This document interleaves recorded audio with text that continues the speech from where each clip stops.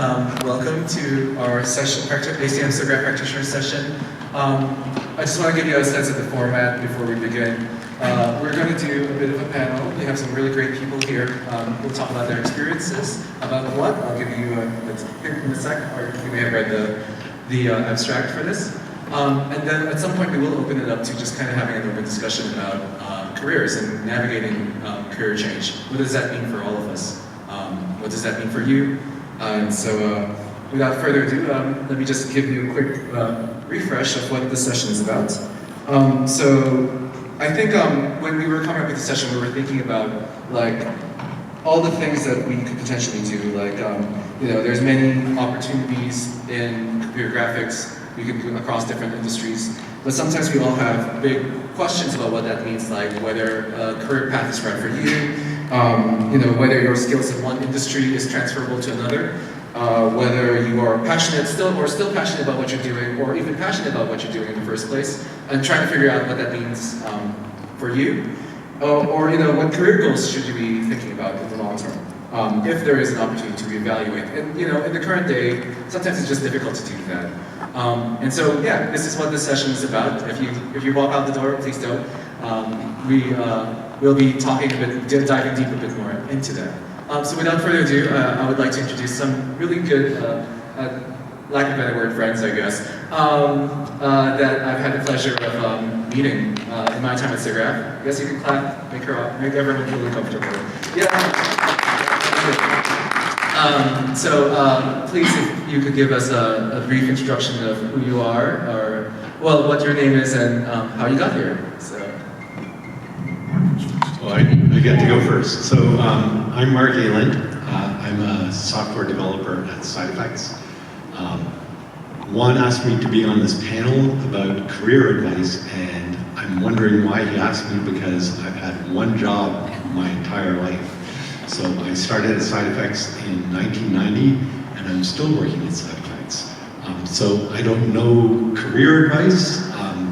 I'll probably think of something. Well, there have been a lot of changes. Anyway, so I'm Mark Ayland. I'm a software developer for SiGGRAPH, and I work on UDD. I'm Mauricio Vivas. I'm we call it senior principal engineer at Autodesk, and I've been doing not a single job exactly, but it's all revolved around design software, graphics for design software. And when I say design software, I mean, we usually chop it up into two things: CAD software, and I guess the folks here call them DCCs, Max and Maya, right? But the CAD software is like AutoCAD, Inventor, Revit.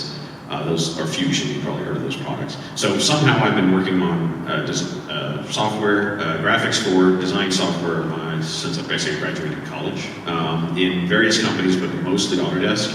So I guess I'm like Mark here, I'm not sure I'm the best person to talk about like switching jobs, but I know a little bit about it. Yeah, and specifically, I've worked on the specific products, but at the moment I'm working on sort of what you would call central tech, core technology that's used in a bunch of products. So, and I can talk more about that if relevant, but let me move on to your drawing. Hi, my name is Megan Shatri. I am a software engineer working in RenderMan at Pixar, and I joined a little over 3 years ago, but I guess unlike my fellow panelists here, I have not worked in one place my whole career, which is not that long also, but I've worked in a couple of other places as well, and so I guess I can kind of speak to the career-changing parts of this practitioner session. But prior to being at Pixar, I was at Microsoft in multiple various roles, including not even being a software engineer. I was actually a product manager at one point, working in Windows 10 compatibility. So, you know, that's a very, very big shift from what I do now. And I had a few years in between working on Havoc, which is game middleware, our game engine middleware software, if any of you are familiar with that. Odds are if you play video games, you've probably used Havoc software. So, you know, I've kind of, there's various job roles there that I've kind of had, so, yeah. Cool. So I think maybe to start off, we'll answer Mark's question about why he's here since he only had one job. Because change It's still a small company. We're under 150 people. But when I started, there were 3 of us. So certainly my role at Side Effects has changed over the years, and the number of people I've got to work with over those 34 years. Not everyone at Side Effects has been there for 34 years. So we get people who come in, we get people who leave, and you try to enjoy the time with the people as much as you can that you're working with, and you hope that they'll stay forever. But situations change, and people move on, and I don't know. Yeah. Well, I mean, coping with changes of people leaving and coming and going is probably something that you have to learn to adapt to. So I have fought against being a manager most of my career because I don't want to deal with it. I like doing what I do, which is developing code. And so I haven't actually had anyone working under me, and so I haven't had to deal with that kind of issue of people leaving. I have, when people do work with me, it's very flat. So we have a very flat hierarchy at Side Effects. There's almost no management. So when people do leave, it's almost like losing a coworker rather than someone that works under you, right? So and that's almost like losing a friend. So it is devastating when people leave. And Side Effects has had to go through some ups and downs. There were times when Side Effects almost folded, and we had to let a lot of people go, and that was very, very rough for us. But then there are always the good times too. So. Now, swinging to the other extreme, I guess, Megan, you've changed jobs, not just changed jobs and companies, but actually changed careers along the way. What are some of the obstacles that you really had to face as you were making these major career transitions? Definitely a variety of obstacles there. And actually, growing up, I always dreamt and intended of coming to work at a place like Pixar. Like working in film was always my childhood dream. And so even just the sheer fact that not starting there out of college was a little heartbreaking. But you know, I learned, I've been given so much great advice by various mentors and friends along the way that you'll find your way there eventually. And I think that's ironically what I've also learned about a lot of people who are in the industry, that whatever they were dreaming or trying to achieve in their career, they eventually found their way there. It just wasn't in the most direct way, and I don't even think that is a thing for our industry in particular. Like there may be seemingly direct paths, but the more people I meet, the more I'm so in awe of the various, what I call like, it's kind of like ping pong or like a pinball machine where they just kind of like, okay, I tried this, and then I went to this, and then I went to this, and now I'm here, and then now I'll be here for a little while before the next thing. But for me in particular, one of those things was I went to an undergraduate school that didn't necessarily have the most resources in terms of gaining a lot of project work in graphics or animation. A lot of it was student-led, which was awesome, but I realized maybe it wasn't enough, and so, you know, when I tried to interview for Pixar internships then, didn't really work out, so I had to figure out a plan B, and so that's how I ended up getting an internship at Microsoft instead, but I tried very hard to try and at least get into like games or something in Xbox, you know, at least that would be related, but that didn't really work out either. Ended up going eventually into Windows compatibility, as I mentioned earlier. Ironically though, as seemingly far away and different to our industry or like anything related to what I do now also, as it sounds, I'd say that job, and even that was the least amount of time I've spent in that role compared to my roles after, I've learned some of the most amazing skills that I still use today in that one job.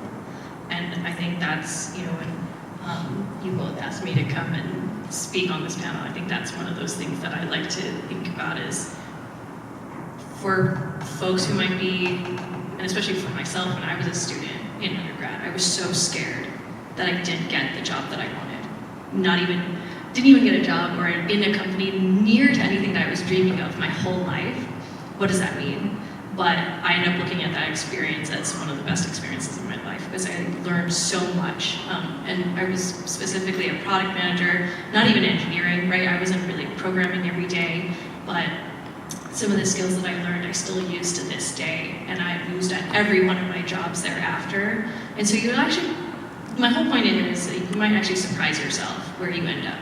The one lesson I've gotten from my parents and from various mentors is that no matter where you are, just put in your 150% into it and you'll actually reap the benefits out of it no matter what you're doing. And it will carry with you to your next roles thereafter. And so I'd say this was a long-winded answer to your question of obstacles, but also trying to find the silver lining at the end of the day. Trying to get back into the industry was definitely a challenge because after I was spending a year and a half doing product management, I had to then ask myself, okay, can I go back and do some intense C++ programming? I don't know, that sounds really, really hard. But I ended up going to grad school and that was kind of my, the biggest hump I think I had to get over was coming back and saying, it's okay, you actually still like doing this. Because I did like what I was doing in my job, and I even seriously considered giving it up, like giving up the dream and everything that I had as a kid, going into graphics or rendering or any of that. But I'm so glad I did it. Also, that I took the leap to go back to grad school and like, go back into the trenches and program again when I thought I was a really inadequate programmer at the time, but I'm so glad I did it. We went to Berkeley. It wasn't that bad. Okay, come on. Well, just to give you context, Magna and I are actually co-TAs for a very long time, so that's how we know each other. One of the things that was interesting, because we do have sort of a parallel journey in some regards, right? Like we took steps in our career paths that took us off of graphics, and you did talk a bit about like kind of how you felt, and how much work it took to get back into that path and eventually landing in your dream job. I guess one thing I wanted to ask you was, how did you manage the imposter syndrome aspect of trying to identify where you want to go next or how you want to get back on the path you wanted to? There's definitely like no clear-cut answer to that, but like I was mentioning earlier that being a product manager and then trying to ask myself to come back to grad school and do some intense graphics, do an intense graphics master's program, like that was really, really hard. And especially yes, we both went to Berkeley, very prestigious computer science program, of course, but I fell flat on my face when I first came to Berkeley. Like my freshman year, I was failing classes left, right, and center. I was very scared. Like I didn't think I was very cut out for that. Somehow I managed to graduate. Like I tried to work very, very hard. It paid off, which was great. And I think at the end of the day also, it's not about grades or classes, it's about what you take out of it. And I think this is what all of my fellow students and I at the time, like we all agree on, is that at a place like Berkeley and many other schools, I'm sure, is that it's not really the things you learn specifically in the classes, it's the grit that you get out of it at the end of the day. And that's the thing that's going to carry with you for the rest of your life. And being able to just be dropped at the deep end of anything that you don't know about and be able to swim. Like that's the biggest learning lesson I think you get out of all of that. And so being able to, and I'll touch upon, yes, like and at the time also being a woman in computer science, like it's so amazing to see how many more women in CS there are. I just heard or recently learned that CMU is now at like 49% women, female undergraduates in their CS program, which is awesome, but definitely was not there at the time when I was an undergrad. And so trying to get over that was definitely one of the many challenges going through that, but I think just trying to collect a really good set of friends and mentors. And honestly, my biggest thing was not being afraid to ask questions, which I am sure all of you have heard many times before, but it's very true. Like, do not be nervous about asking questions. There are no dumb questions, and I really stand by that. I still feel that a little bit to this day, even, like at work. Nervous about asking questions and nervous about just rambling on. As you can tell, I tend to ramble a lot.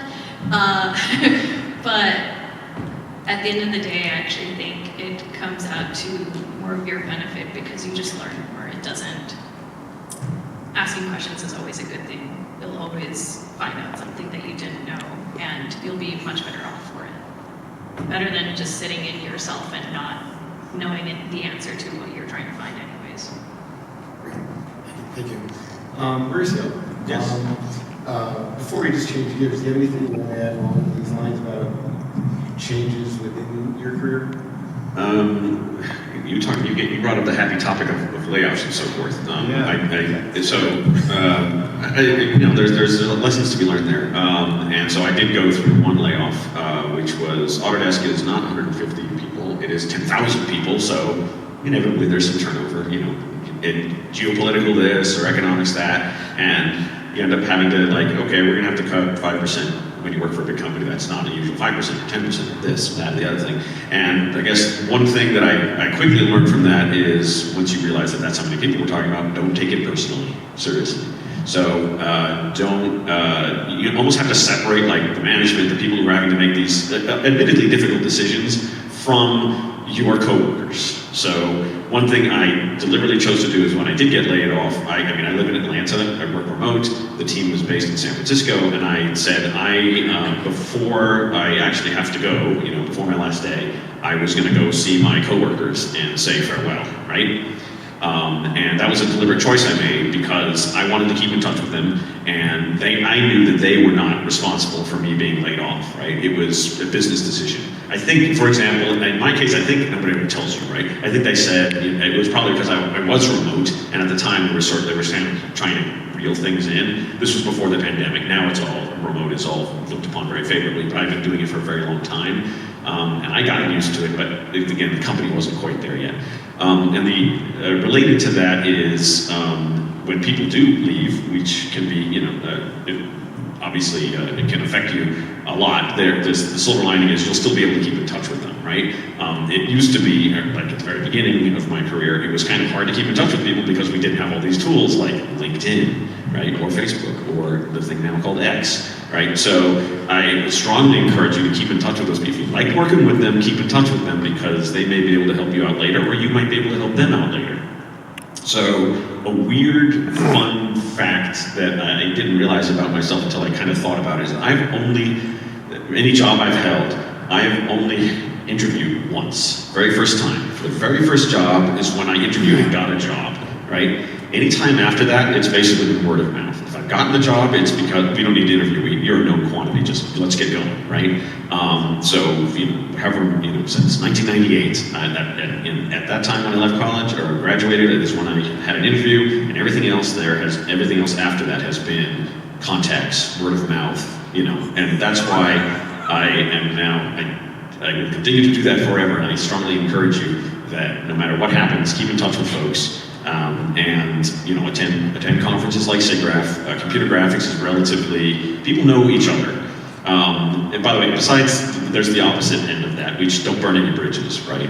People will hear, people will find out, right? So you want to, no matter what happens, you put on a happy face. Be nice to your colleagues, even be nice to people that you don't feel like you want to be nice to. Because word gets around if you want to stay in computer graphics, right? I know SIGGRAPH is I don't know what, they have the attendance number yet, but it's, 10,000 plus people attend this thing, and you see a lot of the same faces over and over again, and you never know where things are going to lead.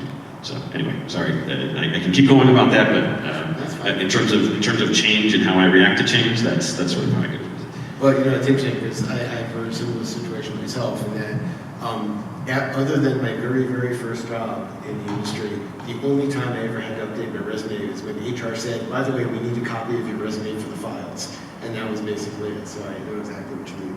Why don't we switch gears a little bit into things that have changed within your workplace?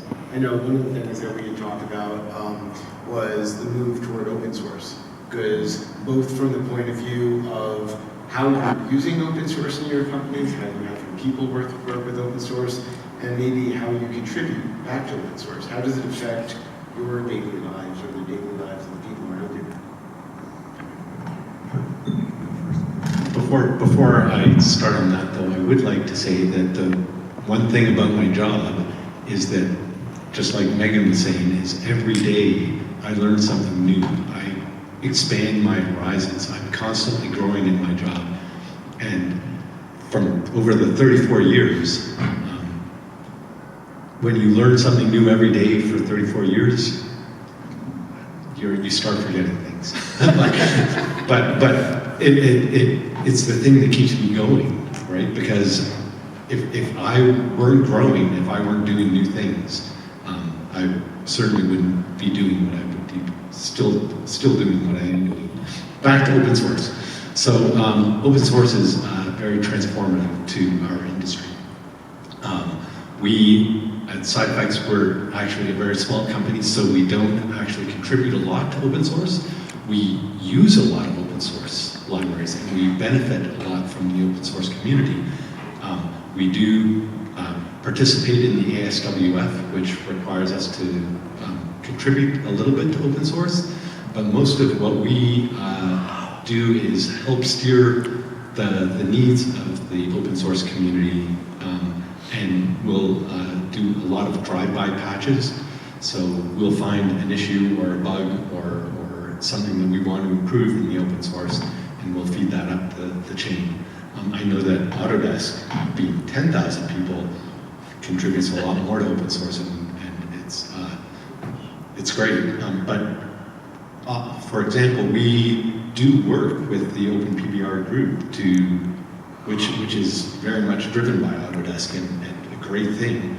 But we will contribute and help tune and make sure that OpenPBR doesn't just fit the needs of one industry, but also all the industries that we use from.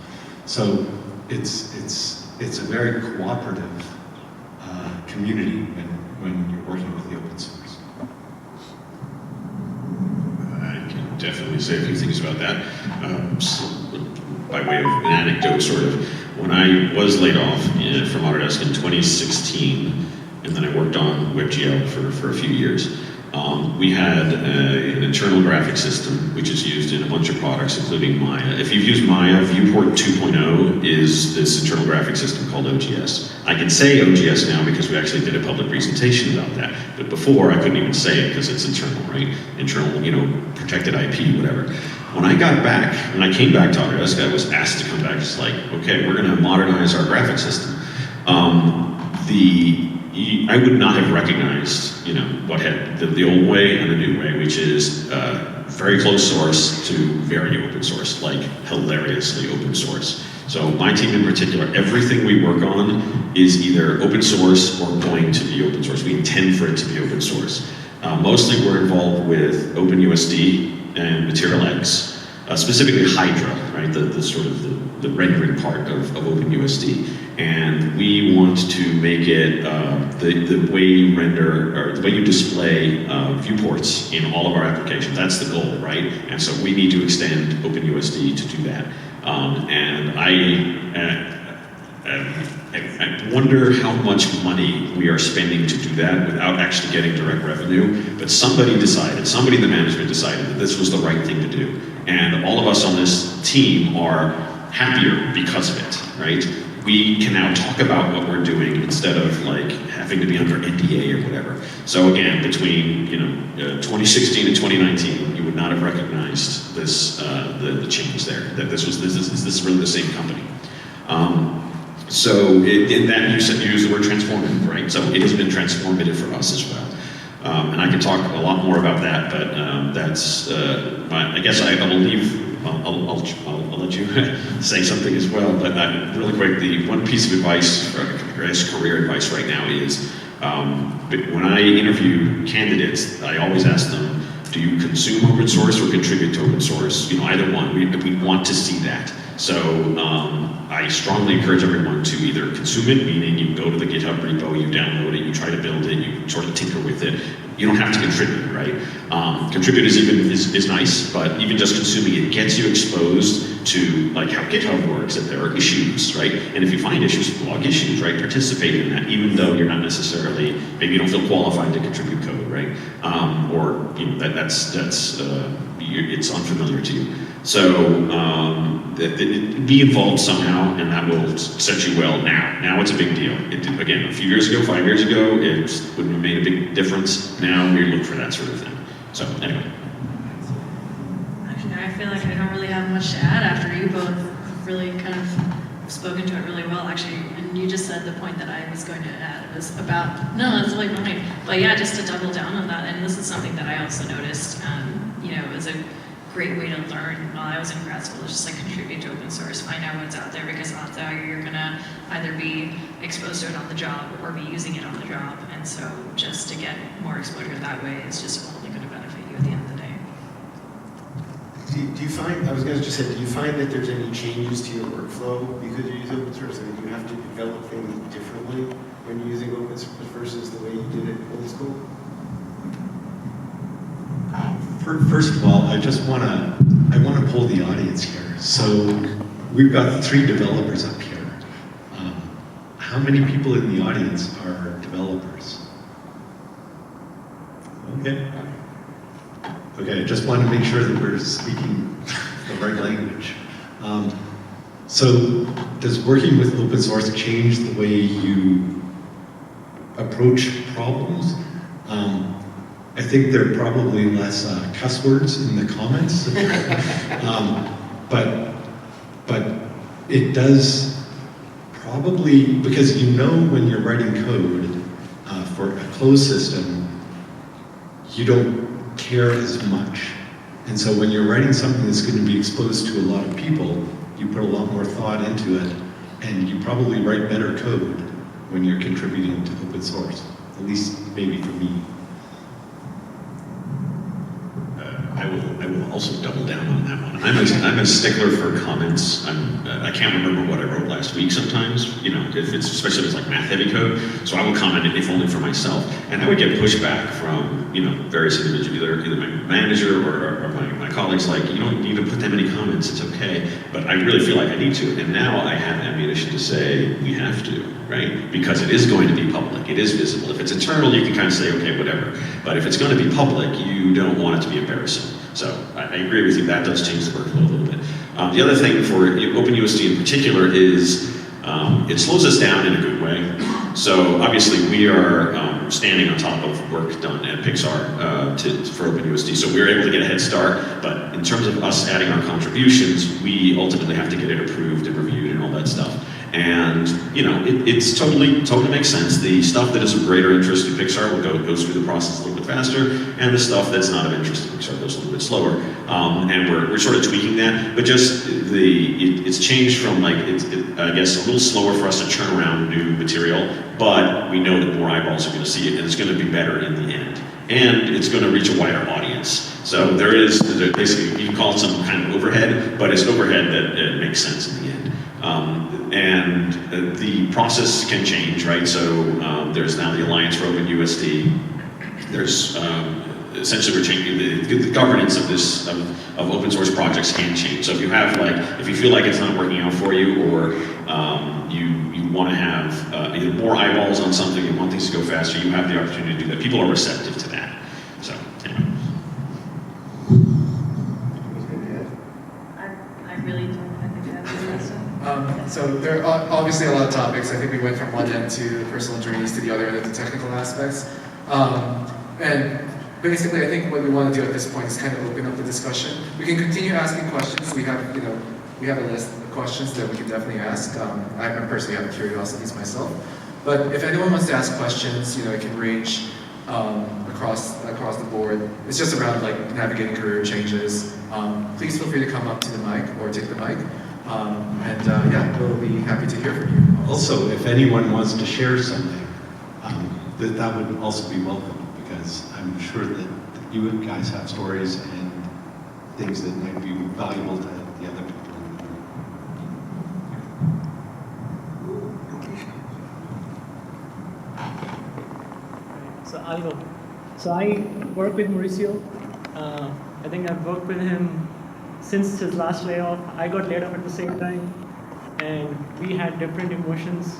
So I'm really glad. And we actually met at SIGGRAPH, and we were like, literally, blaming the system. And then, yeah. So I completely agree with everything he said. And yes, it is a culture shift. We used to work on OGS together. It was like, look down, don't look away. Like just focus on what needs to be done. And now it's a lot of meetings with open source people. You are nice. You try to be humble, and you learn something new every day. But hey, opening up the audience. That's all. You do get exposed, I didn't say that explicitly, you do get exposed to a lot more people with open source, right? The wider community and personalities that go along with it, and you're forced to grow, whether you like it or not. So I will say that if you want to get involved with open source, be prepared to grow. And it's also a great way to find other opportunities that you might never thought of as well.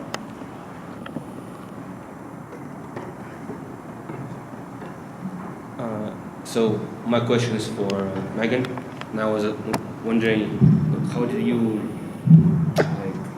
because I recently graduated from university, and I'm unable to find any programming jobs.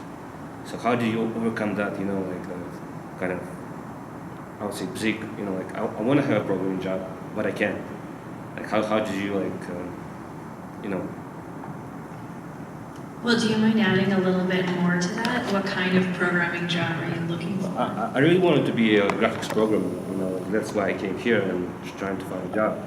So I was wondering if you can describe, because you said you after university you went into the product manager job.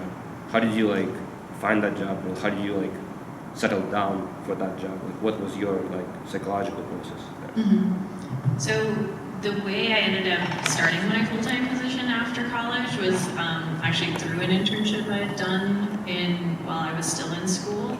And so that kind of led into that position, because while I was there at Microsoft interning, I kept talking to people as I was there.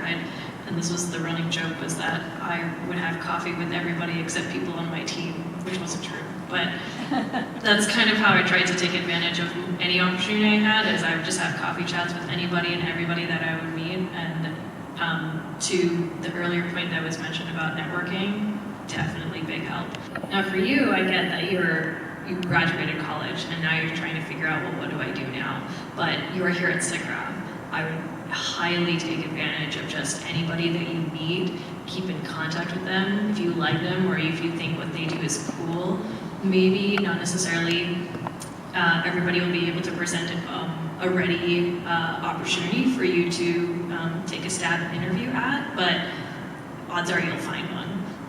My biggest advice is that it's kind of like throwing darts on a board and seeing what sticks. You just have to throw a ton of darts, at least in the beginning.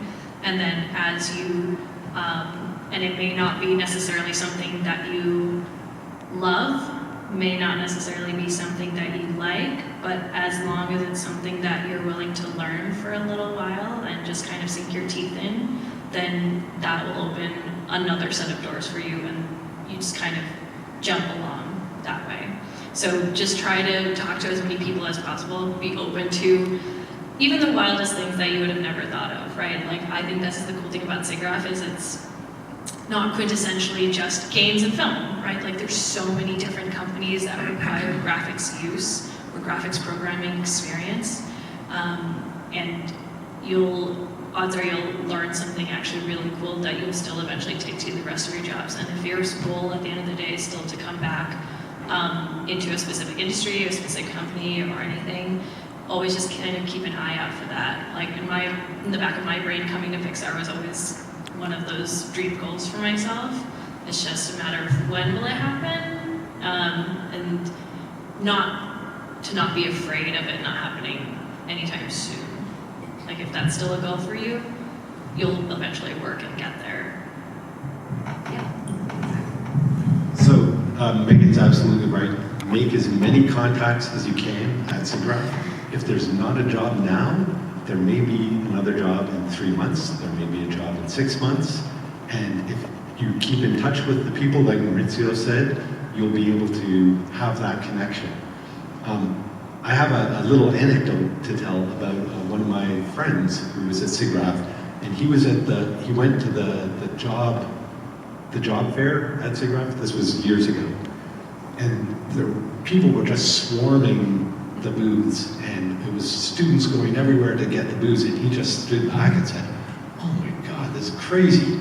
And there was someone standing beside him, and he just said, "This is nuts," you know. So he made that contact with the person there, and it turned out that person said, "Oh yeah, this is crazy. It's really nuts." But the person was a recruiter for Apple, and he ended up getting a job with Apple just because he made that contact and didn't follow the road that everybody else was going, right? So make those contacts, reach out to people.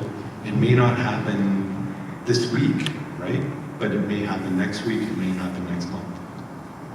I also want to confess, I actually did have a job before I started at Side Effects. I worked for an insurance company, so I wrote insurance software. But in all my spare time, I wrote a ray tracer. Because I'd done that work in my spare time, I was able to show images to Side Effects, and they hired me. So, you know, follow your passion and make those connections and reach out. And keep at it. Yeah, thank you. I just wanted to add one more thing, because like that's an awesome point, that even if you don't find it now, like something will eventually open up 3 months, 6 months, or whatever from now. And to also the point of like seeing the crowd of students all going to those same maybe set of 5 companies, maybe try to find the other companies that don't get as many students around. Odds are you might actually find something that you didn't think about before that you might actually like. And if there are any talks also, right? Like like the job fair is a great direct way to go and kind of meet people as well, and everyone is there with the context of, okay, I'm a student or I'm a recent graduate, I'm trying to find a job, and recruiters are there and they're a great resource. Even if there aren't opportunities at a company, keep in contact with the recruiters. If you don't really know what to say, that's totally fine. The things you can keep them updated on is if you're using any spare time to work on projects in the meantime, or maybe you've taken projects that you've already worked on in your undergraduate and you're augmenting them somehow. Literally just anything to keep connected, just keep doing that and something will land. I just want to add to that because I remember, so Megan and I were in Berkeley, we were part of a class called SIGGRAPH, which is like a computer animation class. And we didn't end up at SIGGRAPH at the same time. But the thing that really, with my SIGGRAPH, the thing that I remembered was I looked at my stuff for the class and I was like, all my stuff is so shitty. My first animation is horrible, like my team was horrible, I just felt so bad. And I was a student volunteer, so I have no idea who I met. So I think I did end up in one of the Disney recruiting sessions, just by chance. And I was just like, oh, I'm never gonna get anything, I'm never gonna get anything. And I was so freaking nervous. I spent the whole night like trying to come up with fire simulation. And I sat there with this guy, and he looked at my wallpaper and just said, oh, your wallpaper is Spider-Man, do you like Spider-Man? And I'm like, yeah. And so we just talked about Spider-Man for 5 minutes. He looked at my reel and said, I think you have what it takes. And now he's the CTO of Cinesite. So I think these relationships that you make, however path they take, will go far so long as you believe that there is a relationship and you nurture the relationships you have. Like, yeah, Mark and I, I've known him for a while. But when I first met him, I was like, who is this person? And now, I get to, you get to stay in touch and stuff. And that's really important, so. One great advantage I feel like for all the people that come to SIGGRAPH, for the most people who come to SIGGRAPH, it's amazing to see how down to earth everybody is. So don't feel nervous about talking to anybody, because that's how I felt, especially when I was a student volunteer way back when, and I was just constantly like, how do I talk to people? What the hell do I even say? People, what the hell do I even say? People have been in this industry for 30 years and I'm like a student, okay, I have nothing to show. But that's actually really not true. Kind of being on the flip side now, it's always great to hear what people are doing at universities, what projects they're coming up with, because depending on what job you have, sometimes you might be really siloed in what you do, and you're not really as exposed to other companies or technology as much as you were as a student. And so it's actually really great to learn from students on the flip side, like what's going on. It keeps us connected to all of the various efforts and new technology and just like awesome projects that are out there happening. That's why I also love coming to SIGGRAPH and also coming to see a lot of the like emerging tech and the art galleries and all of that stuff. A lot of those are student projects too, and it's just so awesome. Like I have no idea how any of that stuff works, but I'm just gonna sit and have a chat and like really admire this piece of work that they've spent time with. So, sorry, that was a lot of advice for you. So hopefully some of that was useful. And just to point out, this actually applies whether you're just out of college or whether you've been in the industry for many, many years. It's always important to maintain those connections because you never know what's going to come down the road. I did want to add, if it's okay, to what they said, but I'll make it more explicit. Well, kind of three things. First of all, write code, write code.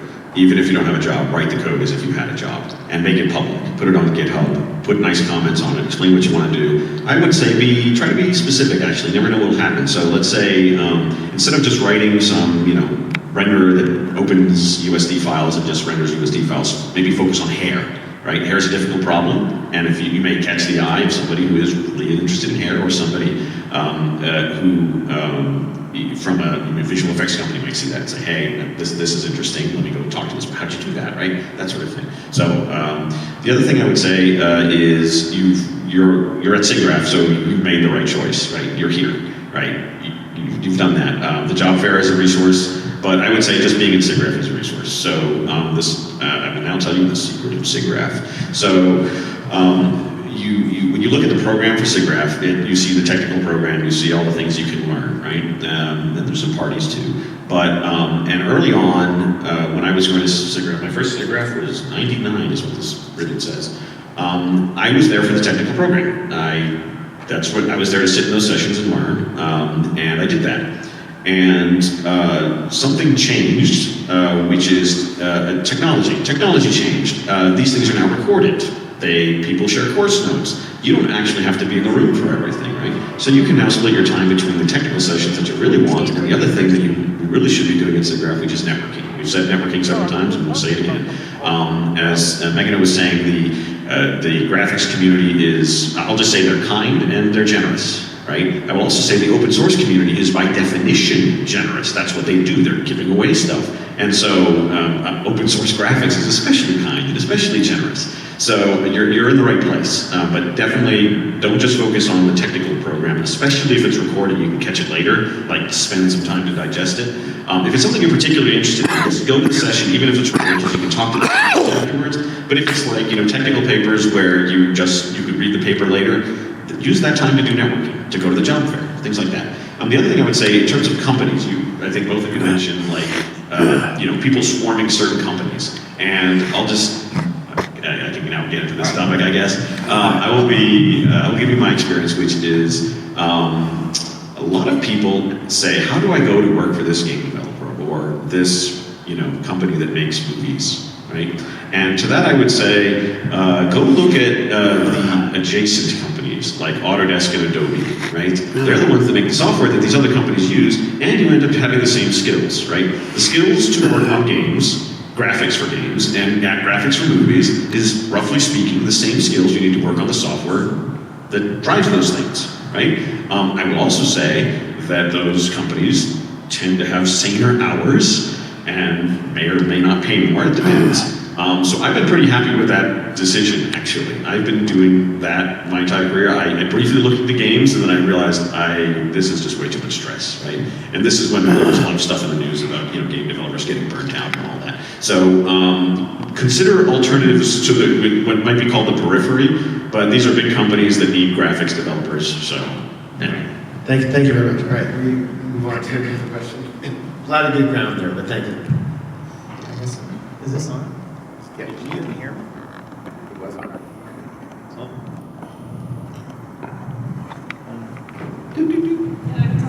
on. Okay, there we go. Yeah, so this is kind of sharing time for me. it's a little bit of an anti-Pixar. I don't want to say anti, but I've run into people who are like, oh, I still want to work for Pixar. So I work for Pixar, and it's not a bad place to work. Fair enough. But it's like, to work for Pixar is to like play for the Lakers.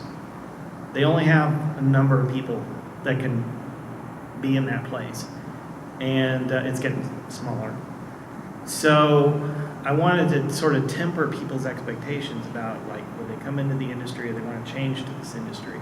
It's like, don't immediately make your goal, no offense, Megan, don't make it your goal to work for Pixar.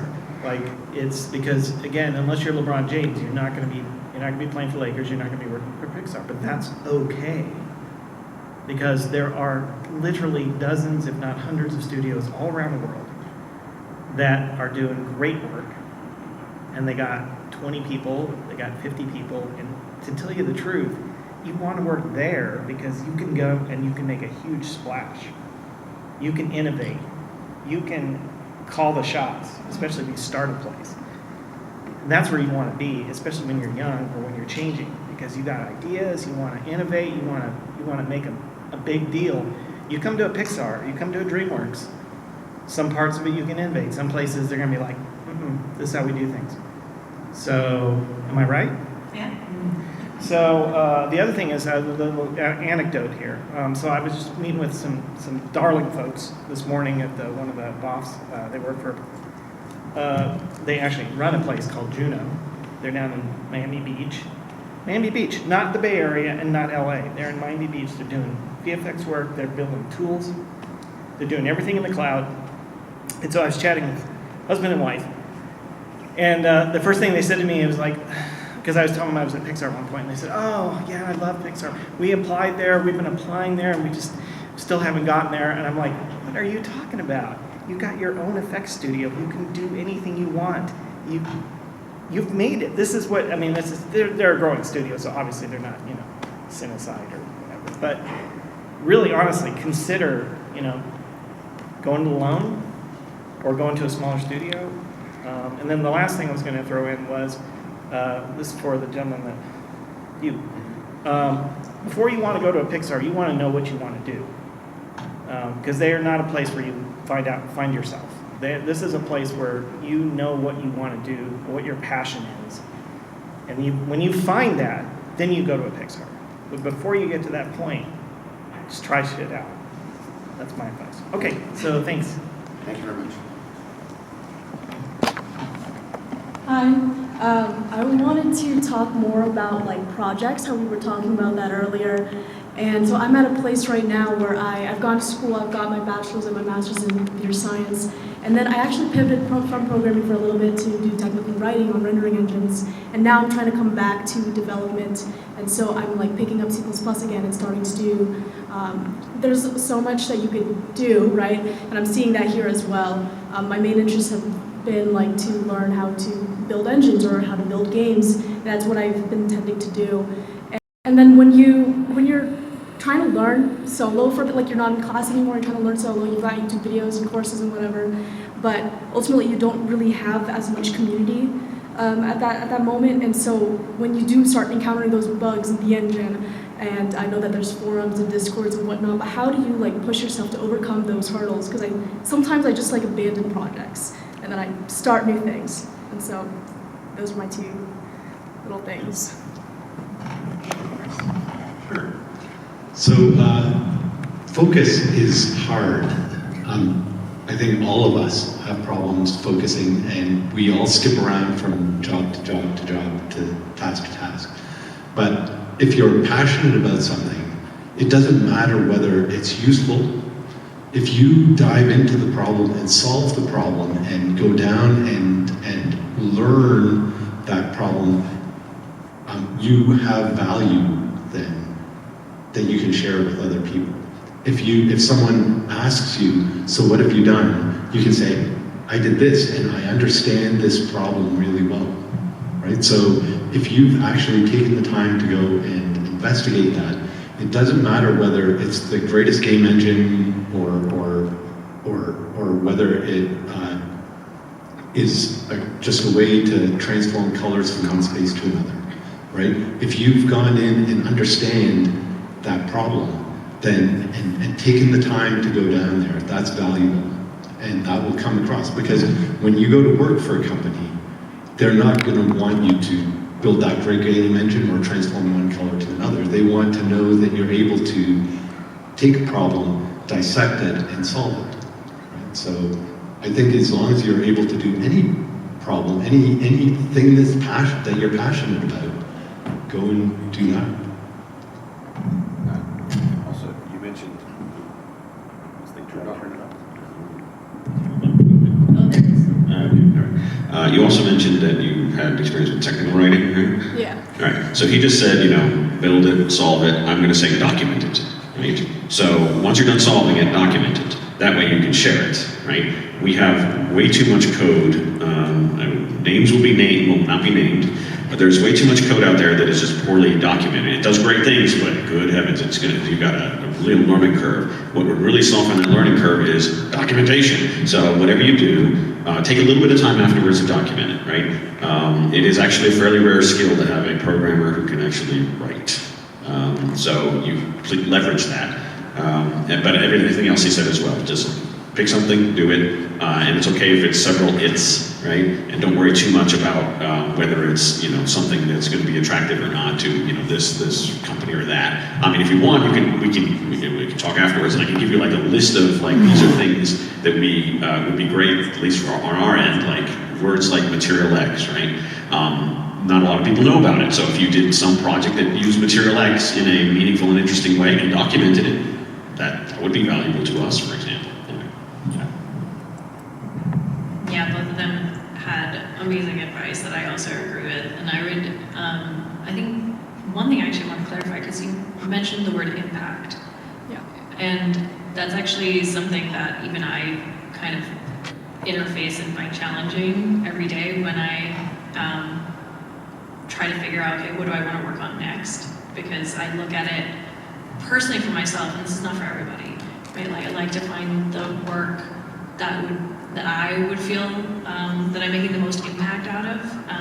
But that could mean so many different things, and that could mean so many different things to you in of itself, depending on what kind of goals you have for yourself in that moment. Personally, for me at work, that could mean, is it impactful because I'm learning something new that I want to learn? Is it a new area of the code base that I want to learn and I'm picking a project there and I'm sinking my teeth into that? Is it because doing this work is going to benefit some number of Pixar artists that are using RenderMan, and specifically like that, whatever new feature or bug fix or whatever I'm working on, and is it going to benefit people outside using RenderMan for that portion as well?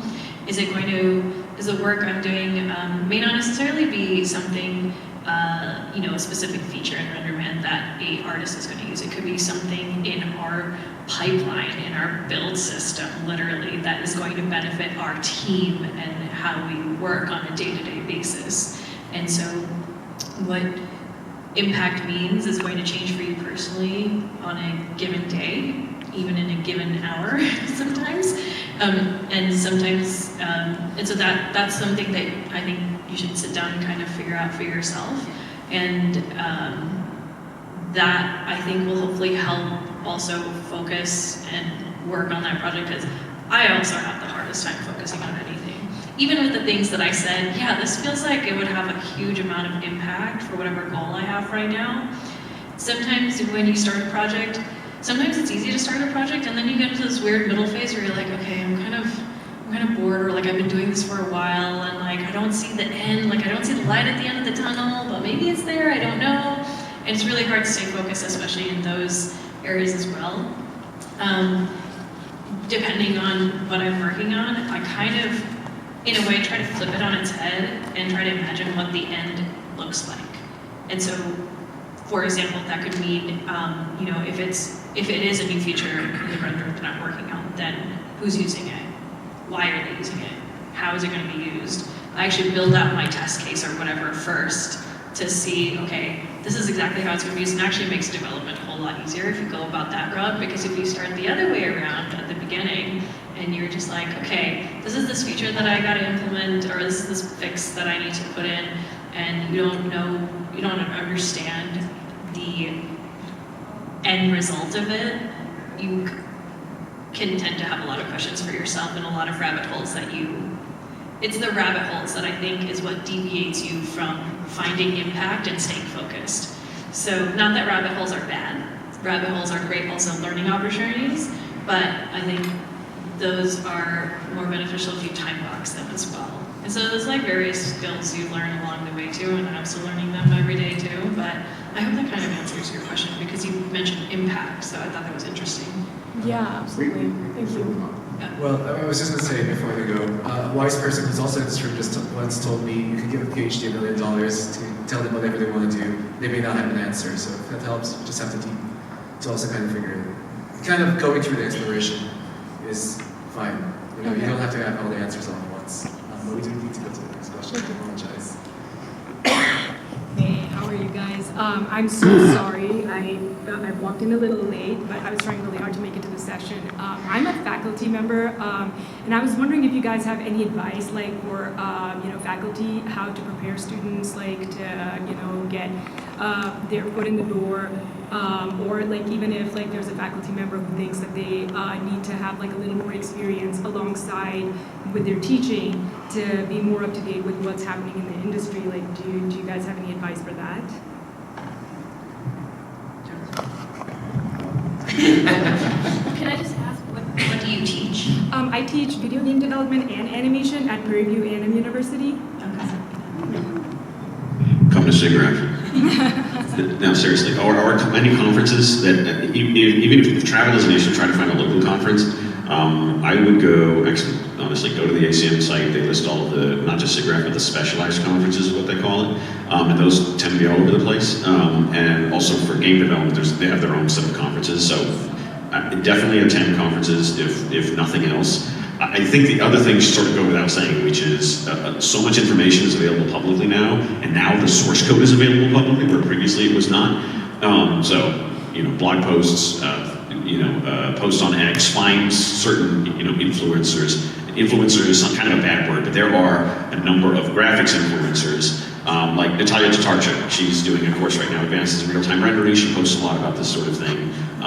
And then you will just look at the people that she follows that are following her, and so forth. It spreads out. So keep tabs on all of these things, but also you may have to control it too much. You could actually spend all your time looking at these things and keeping up to date. So find the ones that you like and watch them, and come to SIGGRAPH, which you're here obviously, but have the students come and attend in person, if at all possible. I know that can be tricky sometimes. Do you want to? I was just going to say student volunteers. Oh, yes. Student volunteers. Well, If you can get your students to come, they get to experience SIGGRAPH, and they get to participate, and they get to make those connections, and they get to step up. They may get involved with the SIGGRAPH community.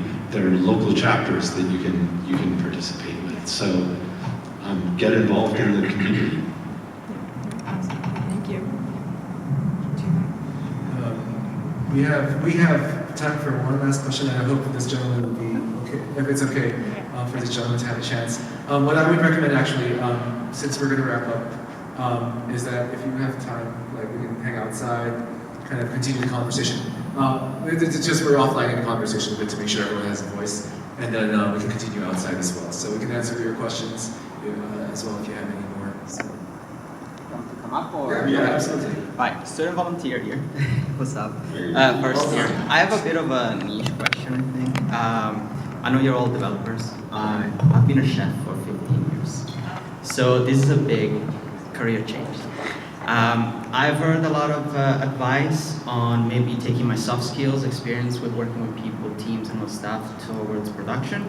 I'm doing digital multimedia design at Penn State, so it's a bit of everything. Do you have any advice to what I could tailor maybe my last couple semesters or my last projects to maybe tailor towards production or more, or advice to become a junior production assistant, something like that?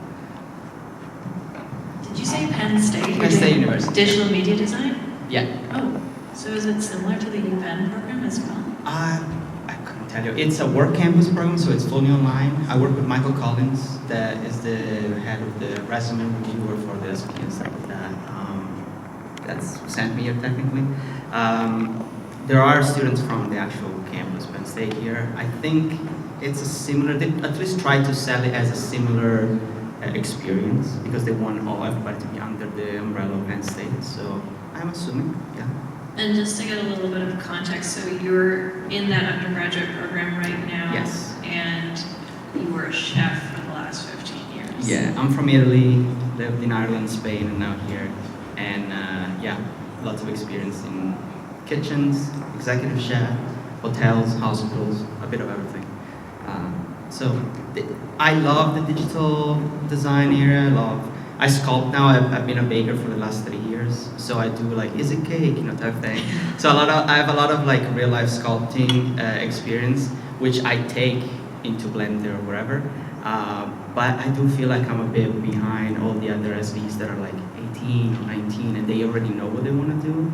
And I feel like forcing myself to go down that path is gonna slow me down more than accepting that my skills are elsewhere and try to leverage, the soft skills. And yeah. It's so interesting that you say that you're behind, where I'll speak for myself, I feel like my co-panelists here are looking at you in awe that you were a chef for 15 years and you're pivoting to this. Like, my brain is exploding with ideas of how you can apply that experience into digital media. I feel like as long as I can get to talk to like wherever it's gonna take me, right? Whatever field or company, as long as they're willing to get over the bump of the difference between the fields and just focus on the skills, I should be fine. But like, yeah, if there were any advice about getting into production or something like that. I think showcasing it. I see where you might be nervous that, okay, I did something so vastly different. How does this even relate at all to something else in digital media or even like graphics or whatever? And I would encourage you to think there's actually a lot of similarities you might find in that way. Whether it's, you were working on a team, you did a lot of communicating, you had certain parameters that you had to work within and output a result. Like, these are all people think these are so generic, but producing output, being given a task and producing output and how you go about that, doesn't really matter what you're working on specifically. It's about how you take on these projects and apply yourself to those different scenarios. And so if you can extrapolate that kind of impact that you had, even in your past experience, people will see that. And then it's not your job necessarily to answer how will that be applied to another role or career. The interviewer or whoever you're talking to you can talk with them and find that middle ground yourself. But obviously spend some time when if you meet somebody cool here, if you find a company that you're really passionate about potentially finding an opportunity at, find out what they do, find somebody who works there and talk about your past experience. Odds are they might come to you talking to you about something that, maybe a project they're working on or maybe a project their colleague is working on that might actually have a lot of similarities. So it's coming back to the point of networking and talking again. No problem with that. I could talk for hours. I apologize.